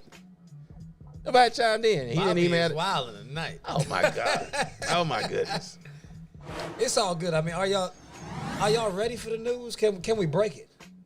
Hey, You got a news, like a breaking news bulletin over we there? got a sound? breaking news bulletin going down No, over you here. got a sound. Do you A have sound. the video aired already? I need a drum roll. Did you get it? I need some you loop know they bring it dancers. up. Mike Bell. What, man? Do you have a sound is what I'm I'm trying to get the actual video I need some to play loop the dancers, video on deck. a drum roll. The sounds I got over here, Bank. That's why I asked You you. know the sounds I have. They don't change. It's the same Really? one. You got a Really? special request, sir? I asked you to give me my baptized in the funk 3 weeks ago. I still ain't got that, so I don't know what the hell going on Okay, on the bro. soundboard. I need Common with the intros to the All-Stars. I need it real because this is a major announcement. Yeah, it is, man. Yo, you guys been waiting for this. Stay tuned, man. It's about to go down here any second, all right? All right. It's about to go down. It's Getting in all right. these streets. I'm gonna hold on to it for just a few minutes. So what I'm gonna give you before the announcement, we got a brand new segment for you. Y'all ain't seen it. We're going to give y'all some new heat every week. I got stuff I got it in my back pocket for you. So we're going to bring you the Petty Sports Fast 5. Yeah. And y'all say, what is that? I'm going to ask the panel 5 questions. Enlighten us, please. Everybody get 30 seconds to respond. Give me your heat. That's all you got. If you say and you pause, you're wasting your time and we cutting you off. Okay. So if I say, let me think about this. He's like, next guy. The clock is running. You get 30 seconds. To answer all 5 questions. If you wait until, you get 30 seconds per question. Oh, okay. All right, yes. Yeah. I got you. Per question. It ain't that cutthroat. All right, I got you. But, if it takes you 15 seconds to get your thoughts together, you ain't going to say much. Yeah! So without further ado, baby, let me give you question number 1. All right. The Los Angeles Lakers have opted to release DeMarcus Boogie Cousins. Good move or no? DB, you on the clock. 30 seconds, baby. I think it's a good move. He's been, injured. He didn't really contribute in what they've seen that they can do without him this year. Let him go. I don't think he does anything for the team anyway. Now, if he comes back healthy and has a good career, I hope the Hawks pick him up, actually. But, so for the Lakers getting rid of him, yeah, it doesn't help him. It's not going to help him get over the Clippers, so shit, bye. Okay, I can respect that. Give you my quick 30 seconds. I don't even need a whole 30. They should never pick DeMarcus Cousins in the first damn place because the dude is hurt. He's injury-ridden. He's old. He doesn't really have any juice left from the tank. We saw what he did with the Golden State Warriors before they shipped him out. Even when he gets back on the court, he's not what the Lakers need. They already got a bunch of old players that get hurt all the damn time. They didn't need him. They need to clear that roster space so they could bring somebody else in, a.k.a. Morris, who they just brought in. They needed that roster spot. I think it was an excellent move to get rid of Boogie. No shade to Boogie. It's just like after the Achilles, you're not Boogie no more. You're DeMarcus. Said he's not Yep. no more. Bobby, what you got? Wow. Yo, I was a Boogie fan a few years ago before he got hurt. With Golden State, I thought he may have made a run last year to show himself, but he got hurt again. And he just has not produced to be the player everybody hoped he would be because he's high energy. He's not necessarily the defensive guy, but he's a body. Energy? Well, yeah, offensively. Who the hell you been watching? Offensively, Cousins will make an attempt to give you some offensive strides here and there. You know what I'm saying? You don't get that from a lot of guys in the league his age. So I appreciate the fact that the Lakers got rid of him because that is my squad. He was holding dead space, and I think they'll be better for it now, whether or not they beat the Lakers. You just said the Lakers just go on. Everybody knows I have 2 teams, man. In the Eastern Conference and in the Western Conference. In the Eastern Conference, I had the Hawks. Here you go with this shit. In the Western Conference, I had the Lakers. Here you go with this shit. Period. Forever. Always. 30 seconds That's what I do. Hit 30 seconds Oh, up. my God. That's what I do. Hit 30 seconds up. 30. Yeah. Question number 2. Can the Lakers beat the Clippers in the playoffs? We're coming back to you, Bobby. Well, with the trades that the Clippers made by adding Marcus Morris, I think they actually got better. They blocked the Lakers from getting him. The Lakers was trying to make a run at that guy, and they wound up landing him. So the Lakers didn't get as good. You know what I'm saying? They may be able to acquire somebody between now and the playoffs, but the trade deadline went by, and they didn't get anything. So I don't know if they'll be able to beat the Clippers presently constructed. Okay. DB, what you got? Presently constructed. Oh, boy, we're going to damn marketing. Hey, man. Class. I mean, I think the Lakers still beat them. You still got that run factor out there. You still got the unibrow out there. So I think with those 2, man, and the host of guys they got off the bench and what they have also to support that, I think they'll still beat the Clippers. The Clippers will give them a good run, but I just don't think that Kawhi will have enough in the tank to be able to do it. Hey, I mean, the Clippers got an awesome roster on paper. They've been looking decent in spurts when they're not load managing. The Lakers can absolutely beat the Clippers because what we have seen time and time again in the playoffs, LeBron comes out with these astronomical performances where he's putting up 35, 10, and 10 and running through teams. It's going to take that, but I think he actually does have it left in the tank. Anthony Davis has been balling. Every time LeBron has a good game, it kind of overshadows what Anthony Davis is doing. I do think they have enough with all these trees out there with bringing in Dwight Howard. You bring in JaVale McGee. Then you got LeBron is super tall. AD's tall. They're going to put that long lineup in there and lean on them like Fury did I think the Lakers can absolutely beat them. There you go. Be interesting to see because they didn't do a whole lot during the regular And season. inspired by 2-4. You know, it's Yeah, going to be an that- inspired season. Bron, you know, plays with his heart, so I think it'll be something. I wouldn't be surprised if you see the Lakers But win you this have year. to watch that guy on the other We go into side, question Kawhi number Leonard. 3. We're not going to let you do it. It's Kawhi fast Leonard, five, man. baby. Question number 3. We shifting gears. Okay. Should anyone give Dez Bryant another chance in the NFL? DBZ, what you got? I think he lost a couple of steps even before he left the Cowboys, and it's been, 2 years out of the league completely? Or is it going on 3? I think he's done. I don't think anybody should go out there and waste a roster spot, even paying the veteran minimum for it to bring him on the team. He doesn't do anything in his past performance as an individual player, just from a clubhouse perspective. He wasn't the best teammate, so fuck him. Get him out of there. Bobby Bell. Man, can I please get my real name, guy? He got your name. He got your name.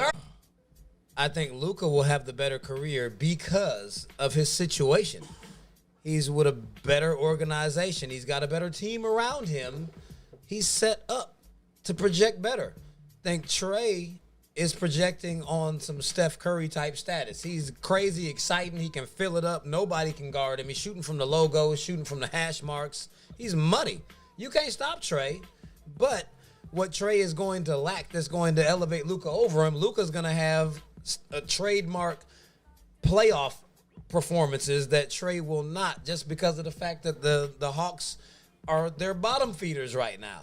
And I don't know how long it's going to take him to get out of that. Luka is an MVP candidate. He's damn near averaging a triple-double. He's got better pieces around him, and he's set up for more success. So for that reason, I go with Luka. Yeah, I mean, I can agree in that impartiality because, like you said, his team is Your better. 30 seconds are over. Ours is coming up. I just wanted to chime in. You got to go with the fast 5. How it go? You get 30. Hey, keep it moving in, bro. You already spoke your piece. Keep it moving in, bro. Gotta get him a buzzer. My last question for the Fast 5, baby. I hope y'all enjoying the segment because I got more of these for you. We're going to bring you something new all the time. The last question in the Fast 5, with 3 weeks in, give the XFL a grade, A through F. What is it looking like? Are you loving it? You hating it? What you give it? DB, what you giving him? I'm gonna give it an incomplete. And here's the reason why it hadn't really drawn me in outside of the first week. And maybe it's just the schedule of it. You know, you're not used to having football in February. So I'm going to give it an incomplete right now. Hope it gets better because I do like the game of football. But just right now, I don't think it's the product is going to last. You know, but that's just my opinion. I don't think it lasts. Okay. Yeah, I don't think it's going to last. Well, they put the money into it for it to last, obviously. But as the league goes, you know, player salaries being the same and all that shit, I think it's just going to buzz out. Okay. Mike Bell, I gave you your name back. What you got? Hey, man, I grade the XFL, and I appreciate that too, brother. Me brethren, I appreciate that, me brethren. I think the XFL right now, if I had to grade them, I give them like a C-. Even though it's different and they offer you a different look and the way the game is normally played, that's refreshing. But the talent level and just what you're used to getting and watching on Sundays in the NFL, and it's not there. It's still, I agree with my man over there, impartial because it's incomplete. Don't know what the postseason may bring. I think they have a little more staying power than my man over there thinks, but not bad. Not totally all the way stink. You know, like I said, a C-. They teetering. They're teetering. Okay. Like I'm higher on it than both of y'all are. I'm gonna give it a B. Okay. Why I say I'm giving it a B is just because of what they've been up against in the schedule. After 3 weeks, they came out. Their first week, they had no conflicts. People watched, and we were like, okay, this is a pretty decent product on the field. The last 2 weeks, they've been competing against NBA All-Star Weekend, the fight. There's been NBA games. There's been all kind of stuff that's been like major events that have been going on during their games for the past 2 weekends, and they've still been putting up a pretty decent product.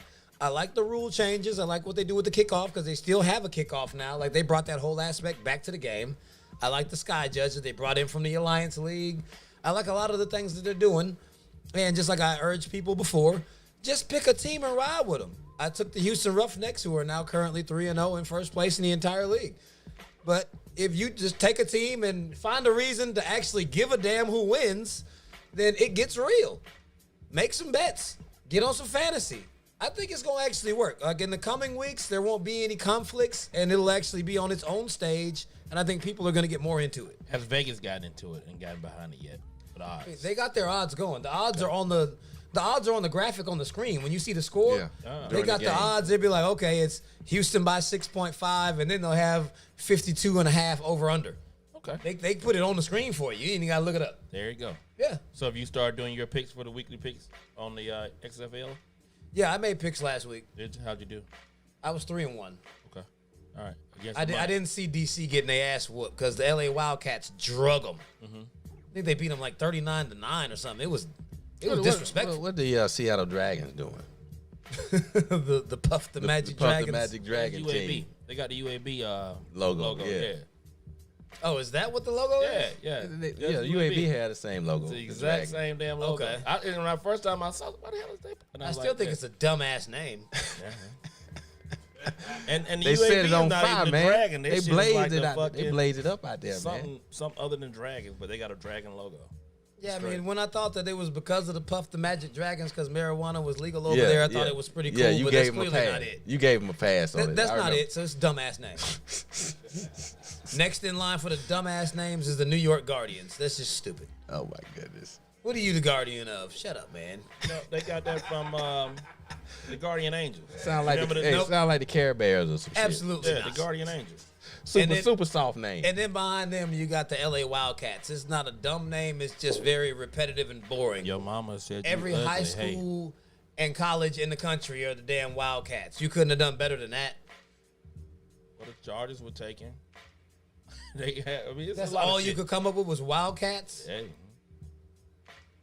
So let me ask you a question. Do you think what's the I had looked at what the expansion model looks like, but have they already released the new team that are going to be adding on? I think they add on a team a year or 2 teams a year, something like that. Was the expansion model? I don't know. I haven't seen it. I got to look at that again because I think they had a model out there in place. When they first released it, how they will start expanding across the country to get more fans involved. I think 3 years they're gonna be done. I mean, they're paid for 3 years. Yeah, they're gonna be done. I think they'll actually make it. You do? Okay. Yeah. Let's see. It's a little something for us football junkies to have something else to watch, and the product is decent. I don't think it'll move super fast, but gradually, if they keep the money in place that's supporting the brand right now, they're on every network, all the popular networks, you know what I'm saying? So they're getting the airtime and have access to it if they make the right moves and keep expanding the brand every year little by little. Like your boy Ice Cube doing with the Big Three. You know, every year they doing something different to try to change it up to make it more interesting. So I think they might have a little more longevity than what you think, Banks. The difference behind that, though, is the fact that people are going to perceive the guys that are there at NFL washouts are those that did not, perform at the highest of highest levels, right? It doesn't matter. Right. So, but what's going to have to happen, I think, for them to really make it over the next couple of years, there's got to be some standout player come out the XFL that gets called up to the majors, to that degree, and be like, hey man, he was here and he lit it up here, da da da da da. Or, back when the USFL came out and they offered Herschel Walker that big ass contract. It's got to be some transcendent athlete that does that. And right now that pay structure doesn't allow them to draw anybody away from the NFL to come over to that league.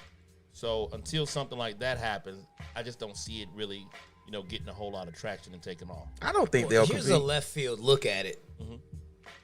The XFL actually offers an alternative for players coming out of high school that don't want to go to college, that have to meet a minimum age requirement. Because, we're all under the pretense that they have to do 3 years of college. It's not actually 3 years of college. You have to be of a particular age 21 to go to the NFL. You can go play 3 years in the XFL and get paid for 3 years and then go to the league. That would be part of that transcendent type of deal where you may have, say you got a 5-star quarterback coming out of high school and he elects to go to the XFL. Then he lights it up and then he goes to the NFL. and it's now treated almost like a minor league system, like with baseball, right? Yep. That would be the one thing that I think, will start getting people to say, okay, maybe that now was an alternative to going to play, college ball, do this, that you get paid right away. Then we'll talk about the fact that the NC double assholes will now, push forth the thing of paying players because it's going to have to compete with losing those players. And football is the highest revenue generating thing in college right now. So when you start taking those high caliber players out of those colleges, shit. Or when you get a kid say I'm one and done. I'm gonna go to Alabama for 1 year, play, and then I'm out and I'm going to the XFL. Yep. When that starts to happen, I think then you'll start to see it happen. And it's gonna be it's gotta be a team out there that says, hey man, what's the league minimum for players now? I think it's like 60 grand. NFL or XFL? I think it's $50,000. $50,000. So you say, hey man, I'm gonna give you 50 grand so you can possibly make $150,000 over the next 3 years, playing with still some high caliber players, and then transcend and go to the NFL. If that happens and when that happens, I think it's going to give them a lot of leg and a lot of teeth. But play a shorter season, ball out, and work out. Exactly. And that's all you have to do. You ain't got to go to class. You ain't got to worry about all this dumb shit where you can't take anything from anybody. If somebody gives you a damn ride, you might get suspended. Yeah. LJ says Chicago should get an expansion team. They already have one. It's called the Bears. and they got Trubisky back there throwing the damn rock. They got one. Shots fired. Boy, he fired all the shots. Yeah. And I'm glad to see when that happens. If somebody so check it out, man. Since we actually went this direction, I'm going to give you a whole new topic that ain't even on the docket just because you brought it to my attention, and I just want to hear your thoughts on it. Okay. Since we're talking about the NCAA and where players may or may not go and how the current structure is and the NC double assholes and this and that, what do you think about if all of our players, when I say our, if the black players decided to go ahead and just forego going to the big schools with all the facilities and all the boosters and the money, because they get the money and they have superior facilities and they give them everything under the sun, and decide to go to the HBCUs and completely change the power structure of college football, what do you think that would do long term? We've had this discussion on the show before. And it was a hot topic. Banks and I, we went back and forth on this. And where did y'all get with it? Well, for me, I was advocating for that to happen. I would love to see that happen. We have the talent pool of these big schools. Put it like this, if the HBCUs get their house in order financially to start taking better care of their athletic departments and programs so they can attract our guys, it would make a difference. But it's hard to compete with the way it is right now because you go to those D1 schools, them guys taking those visits, man, and they like, yo, this the life right here. You know what I'm saying? It's hot. But when you go to the HBCU, you don't have all the fanfare. The facilities aren't as nice, but you still try to, what I always say, the cream rise to the top. No matter where you go, but you want to face the better competition at the same time to help raise your stock when you go to the draft, perhaps. So I'm all for guys making a big transition to the HBCUs. I'm a big proponent for it. See, I see it a little bit differently. Okay. I would love to see all of our players go there and the HBCUs rise up to prominence, and you'd be like, oh, okay, like we got national championship games between Savannah State and Grambling. Like, oh, like these schools are balling now. But I think over a very short period of time, and when I say short, I mean like 5 to 10 years is short in the grand scheme of things, it would come under scrutiny, just the misappropriation of funds that currently goes on in the HBCU ranks, and not just from the athletic departments. A vast majority of them have high turnover at the top level, like for their presidents and deans, because they have these scandals and issues going on with them taking money or this, that, or the third, or whatever it is going on with the financials. So it's not like all these players come and that means all of a sudden these dudes are going to all of a sudden become honest. If they were doing this with a budget of a couple $100,000 and you beef the budget up to 10, 20 plus million, they're going to take more.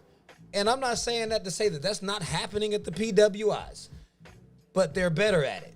And if you start taking their money, then they know exactly how they were doing it to send the auditors to you to catch you doing it. And I think that would ultimately end up extincting the HBCUs. Well, they would rise to prominence and just get erased, and everything would be back to what it is now.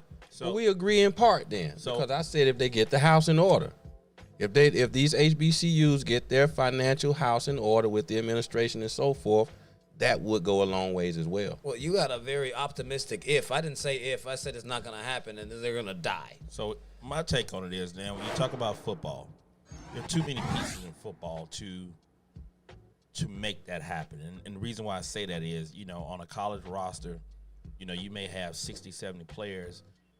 Alabama, I think they dress damn near 80 players on their roster, whatever the case. 85.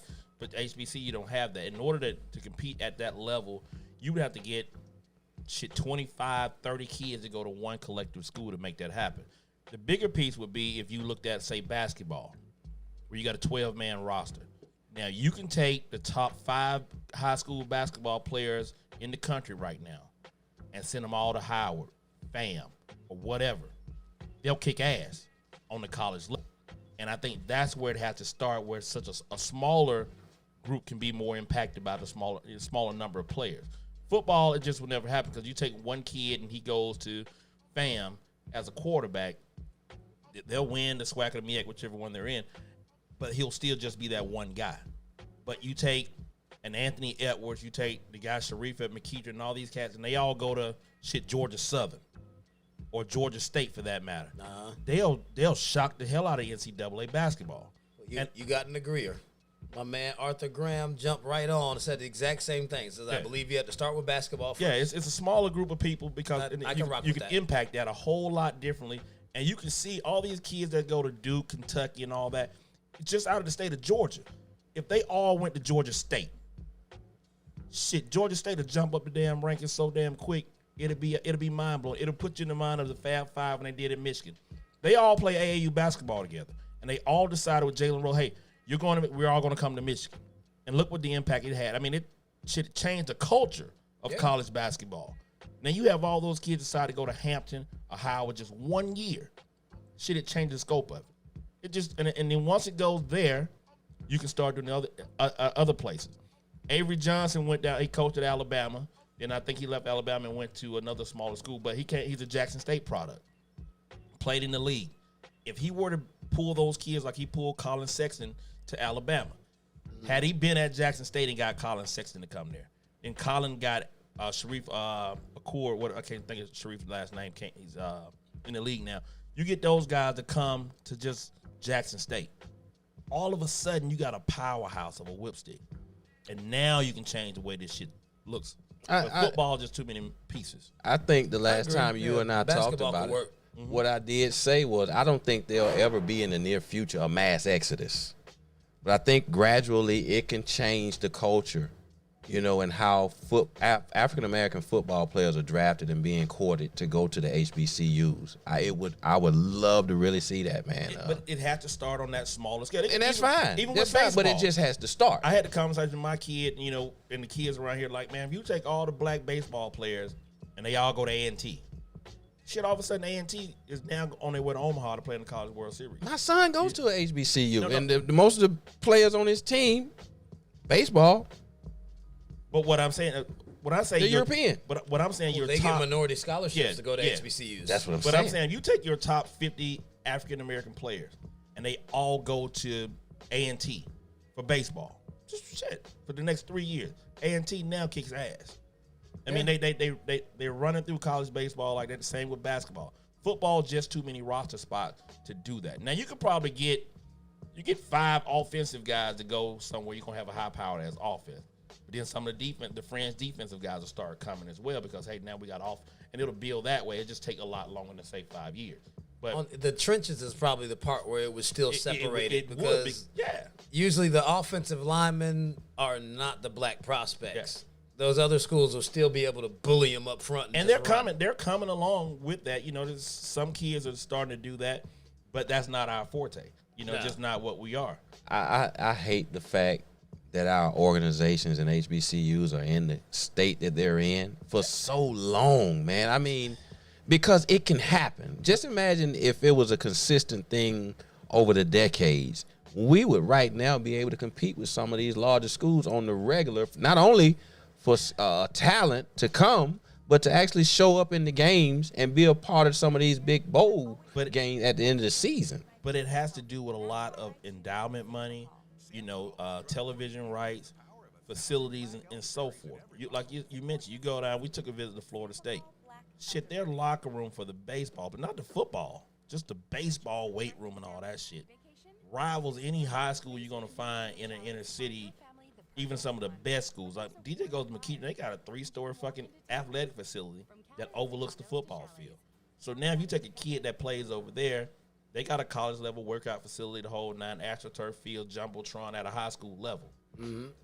DJ goes to damn Grambling, and you got water leaking out of the ceiling on the goddamn lock and it's rusty. It's like, man, shit, I just came out of Florida State and Mike Martin down there. Yeah. They showed me where I'm gonna have 15 Nike uniforms. Right. I get to choose my own bat out the bat room. Yep. I got a glove sponsorship. They give me all this swag. Groupies. It's hard as hell to sway a kid from doing that. Yeah. So it's gonna take the one school to everybody to sell out and get a real campaign and get a real coach in there that says, just take a Tracy McGrady, or if Penny Hardaway were to leave Memphis and go somewhere like an HBC, come to Morehouse or more. It'd be like, God damn, we got Penny Hardaway. Now Penny can pull some of these AAU kids in and say, hey, you guys coming here, I need some one and dones to come to an HBCU for 1 year. We're going to make sure you straight. We're going to do all this, and y'all are going to the league. It now adds legitimacy to that program. They were able to get it each and every year. Because when you look at it, like, shit, what schools in college basketball, they all stay on top. The Dukes, the Kentucky. That's right. Now you got the Baylors in there. Shit, Gonzaga did it. I mean, when Gonzaga made that run 20 years ago, nobody knew who the fuck Gonzaga was. Butler made a run. But now they starting to get onto that money train. Florida Gulf Coast got on the map for a second. And look what, take football, for example. What Phil Knight did with Oregon. Like, uniforms. Then, of course, you had Chip down there with the transcending offense, but it catapulted them to a whole new level. Yeah. Look what RG3 did for Baylor. I just said, you got to get them in there. Well, Baylor's like #1 in basketball right now, right? College basketball, man. Yeah, doing the damn thing, man. Yo, so HBCUs, if you're watching, get your act together. Manage the money correctly. Get your administration people in order. We expect better from you guys, okay? All right? Start with basketball. For anyone who has an issue with my take on it, I graduated from Savannah State. I went to an HBCU, so kiss my ass if you think I'm just shitting on them. I'm just speaking the real. Yeah! And I think it started with basketball, think that you have a perspective to say what you're saying. I went to Clemson first, and then I went to Savannah. I've seen both sides. And you can attest to the fact that your locker room at Clemson and you got to Savannah State and was like, what the fuck? Y'all don't wash I don't have a brand new practice uniform every day. I ain't got somebody with my shit hanging up in the closet. It's a difference. Yeah, because smaller schools, you wash your own laundry. Yeah. You do all of that. Buy your own detergent. DJ played baseball at, I think they're 5A, 6A school his freshman year. They literally had a freshly washed practice uniform every freaking day. Wow. Like he shows up, his bag is hanging up in his locker, and it's his freshly washed practice uniform every day. That's some shit you can get used to, bro. Yeah. So, it's hard now. You go down here, and your mom and dad still got to buy you cleats. You still got to go wash your own stuff. Your locker room smell like mold. It's when you come from a program, it's hard to take that step back and be like, yeah, that's why I want to commit to playing. Well, and then you turn around on another side and be like, all right, like I go to this school, I'm going to the cafeteria where there's a set of stairs that goes down to the bottom level for where the athletes eat at. That's right. You get down there, and it's like, man, like I want steak today. Like, you know what? I want shrimp. Or maybe, you know what, like give surf and turf. Give me some, like I want a salmon today. You can eat whatever the hell you want. Like you eat better than most grown folks that work and bust their ass every day. That's right. Or you can go to the HBCU and go to the calf and be like, you got this mystery meat shit, and the calf closes at 6. So if you're not hungry right now, like by 9, 10 o'clock, you got to fend for yourself. It's a different life. It's a whole different life. Yeah, I think most HBCUs set up like a a big-ass high golden school. corral. Yeah, it's a big high school. It's a big golden corral, a buffet scenario. Where And you understanding the money is not the same. Right, exactly. You know, but you got to get to that point to where you can pull that money up and you can get that. You know, but it starts on the smaller scale, say basketball. Once they do that, I think you'll start to see this thing turn around. All right. Yeah. All right. We got 12 minutes, guys. So, keep that in mind. Oh, yeah. So, I mean, we can go ahead and we can make this segue with my man Bobby Mike Bell. To go ahead and tell us who pays the bills in here one time before we move to the next topic, baby. I appreciate that, man. Thank you, sir. You're watching and tuned in to the Petty Sports Show, Monday night edition. We come on at 8 o'clock Eastern Daylight Standard Time. Brought to you by King Broadcasting Studio. At the table tonight, we got Rafael Feezy, we got Dwight Banks, and we got Mike Bell, baby. So thank you so much for tuning in. And check out the other shows on the platform, 808 on the Beat, No Name the Podcast. Stay tuned for Petty Man the Podcast. Stay tuned for Cigar Life and Libations. We got it going on in 2020. And it's about that time for the big announcement. You know what I mean? So we thank you guys for staying tuned for that right there. We on Facebook, Periscope, Twitter, and YouTube tonight. Moving forward, we'll be on all 4 of those platforms every time we go live with each and every one of our shows. And if you see and been watching the moniker on the at the bottom of your screen during the show, if you like to advertise your business here on the screen, we have space available. So get at us in the DM, call the number, and we can talk. You know what I'm saying? We can make you famous, all right? Right here on the Petty Sports edition of the show. Hey, who want to break the news over here for the big deal?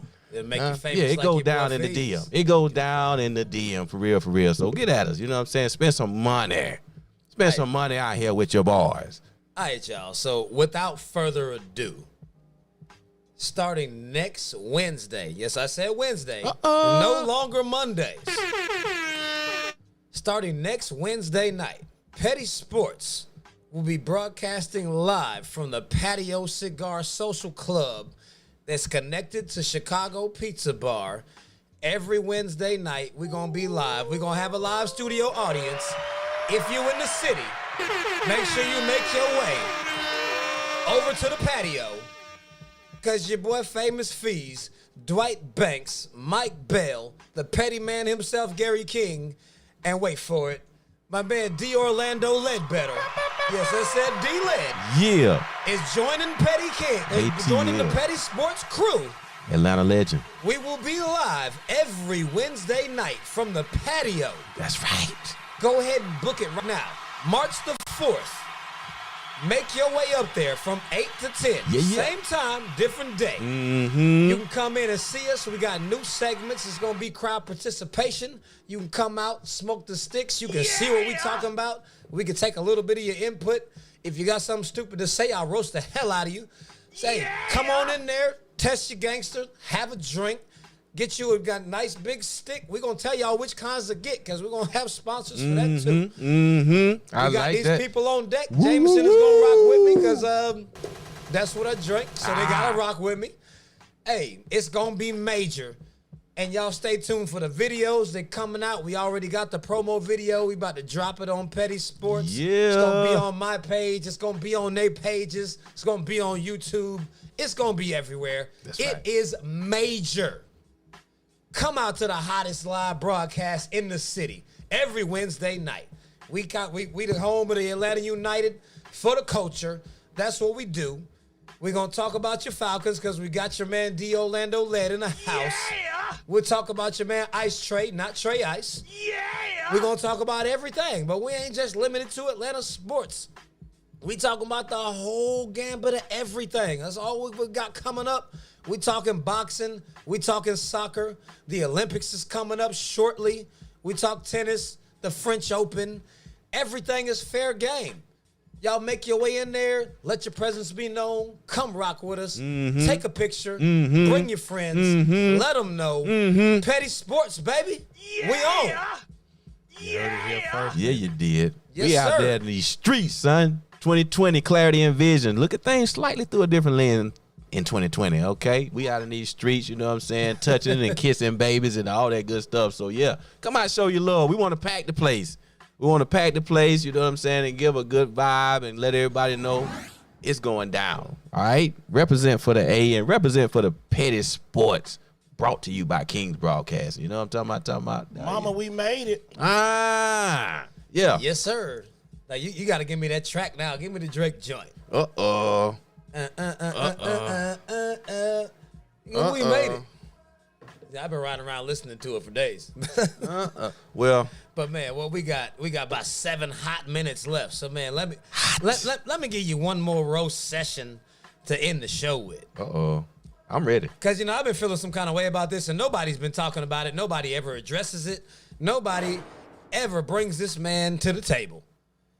We give the Clippers all this credit that they got this roster. They got Kawhi. They got Paul George. Nobody can stop them.